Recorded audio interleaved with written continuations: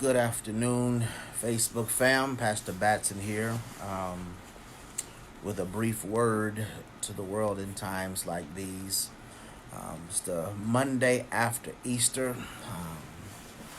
I am excited about just the fact that the gospel of Jesus Christ went out into the world in an amazing way on yesterday. I am just excited to know that so many people were able to connect with the gospel who normally would not have connected with the gospel. They would have never gone to church. They would have never even stepped foot in a church, although many would, and it's the biggest holiday on the Christian calendar, but so many would have never gone to church, but were able to perhaps view a friend, a loved one, a cousin, or a cousin's or friend's church, and just an amazing time because everybody's got a phone. And so I'm thankful that the gospel of Jesus Christ went out in such a strong way on yesterday. I shared a message entitled "He's Got the Whole World in His Hands," and there was two things I wanted to just kind of lift out of that.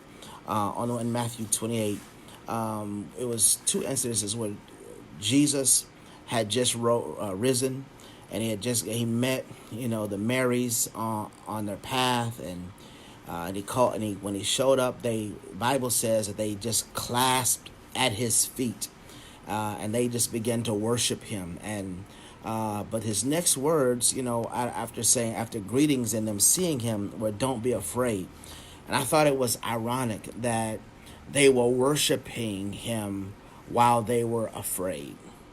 And that was in verses 9 and 10 of Matthew 28. But then and he said, "Listen, it's going to be okay. Just tell my disciples, meet me over in Galilee." So check this out. So the disciples then meet him over in Galilee. And so, and I think this is around verse 19 or so. And so then what happens, the disciples see Jesus. They do the same thing. They just immediately, they begin to worship him. But as they worshiped him, they said they worshiped him, but some doubted. So there's two times here where they see Jesus and they worship him. Their first instinct is to worship him. But on the one hand, the first time they're worshiping him, the ladies are worshiping him through their fears. And the disciples, now called his brothers, are worshiping him through their doubts. Let me just tell you something. If there's ever been a time where you and I have had to worship through our fears and worship through our doubts, it's the time right now. It's this time. It's times like these where things have just been uncertain. We've been not unsure about how things are going to work out. We've been unsure, it's not a bad thing. It is a natural thing, but it is also a spiritual thing. What I love about it is that our fears and our doubts don't stop our worship, because worship speaks of intimate relationship. Worship speaks of knowing who a God is, and the only reason that we are able to worship through our fears and through our doubts is because we know him and he knows us. So whatever else we do in this season, don't allow the things and the experiences the fears, don't allow the doubt, don't allow those things to create or to hinder or hamper your worship experience. Know the God you trust.